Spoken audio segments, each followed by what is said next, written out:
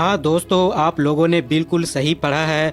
हमारी दुनिया में एक नई मुस्लिम देश वजूद में आ चुका है, या ये कह सकते हैं कि एक नई मुस्लिम देश की एंट्री हो चुकी है। वैसे तो दोस्तों, एक लंबे वक्त से ही इजराइल और फिलिस्तीन के वॉर ने ही पूरी दुनिया का ध्यान अपनी तरफ खींच रखा है।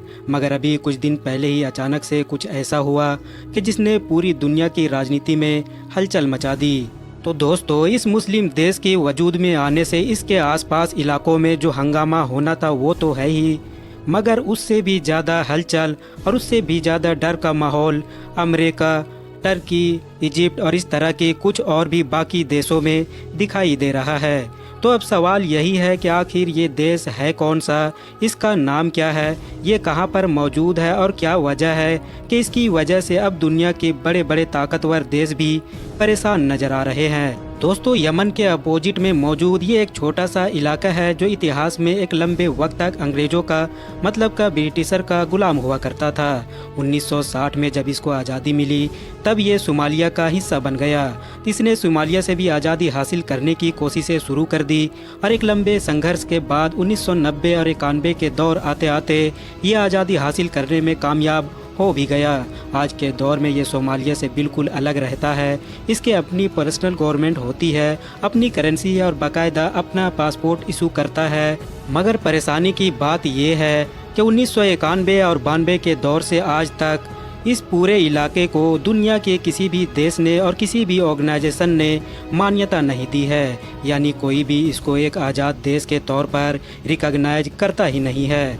इन सभी के मुताबिक और इंटरनेशनल कानून के मुताबिक भी ये दरअसल सोमालिया का ही एक हिस्सा है, सोमालिया का ही एक पार्ट है कि जिसके ऊपर ज़बरदस्ती कुछ लोगों ने अपने मन मर्जी के मुताबिक अपनी हुकूमत कायम कर रखी है। दोस्तों, अब बात कर लेते हैं अपनी इस कहानी के दूसरे मेन कैरेक्टर के बारे में, और वो मेन कैरेक्टर है इथियोपिया। दरअसल आप लोग सोमाली लैंड या फिर जिबूती वगैरह की बिल्कुल पीछे देखेंगे तो आप लोगों को इथियोपिया नाम का ये बड़ा सा देश नज़र आ जाएगा। वैसे तो ये भी रेड सी से ज़्यादा दूर नहीं है, मगर दिलचस्प बात यह है कि इतना ज़्यादा करीब होने के बावजूद भी ये एक लैंडलॉक कंट्री है। तो दोस्तों, इथियोपिया को दुनिया के बाकी देशों से व्यापार वगैरह करने में काफ़ी परेशानी होने लगी और जो कर भी पाता था उसमें पूरी तरीके से जिबूती जैसे देशों पर डिपेंड हो गया। मतलब जब वो चाहते तब ही इथियोपिया का व्यापार हो पाता, और जब उनके मन में आता कि हम इसको ब्लॉक कर देंगे तो जाहिर है इथियोपिया पूरी तरीके से कट जाता।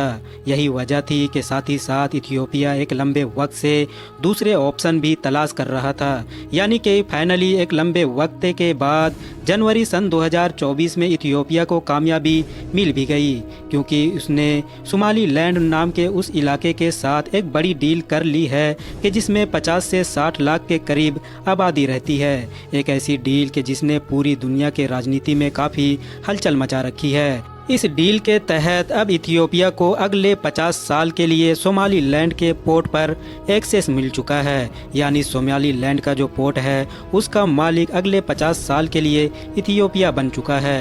बदले में इथियोपिया ने सोमाली लैंड को पहली बार एक देश के तौर पर मान्यता दे दी है। और यहाँ पर गौर करने वाली बात यह है कि इथियोपिया पूरे इतिहास में दुनिया का अब वो पहला देश बना है कि जिसने सोमाली लैंड को एक देश के तौर पर, एक स्टेट के तौर पर रिकॉग्नाइज किया है, जो यकीनी तौर पर सोमाली लैंड के लिए बहुत बड़ी जीत है। दोस्तों, इस डील के कंप्लीट होने के बाद और इथियोपिया के तरफ से सोमाली लैंड को एक देश के तौर पर रिकॉग्नाइज करने के बाद सबसे गर्म रिएक्शन सोमालिया का आया, और जाहिर है इसकी तो पहले से उम्मीद भी थी। और बिल्कुल वैसा ही रिएक्शन सोमालिया के सपोर्टर अमेरिका या फिर इजिप्ट वगैरह का भी देखने को मिला। मगर जिन देशों के रिएक्शन ने दुनिया को चौंकाया वो था टर्की, इसके अलावा अफ्रीकन यूनियन और तो और ओआईसी वगैरह भी, यानी कि दुनिया के सारे मुस्लिम देशों का जो एक ग्रुप मौजूद है। इन सब ने भी खुले तौर पर सोमालिया का साथ दिया है और कहा है ये पूरा हिस्सा सोमालिया का है,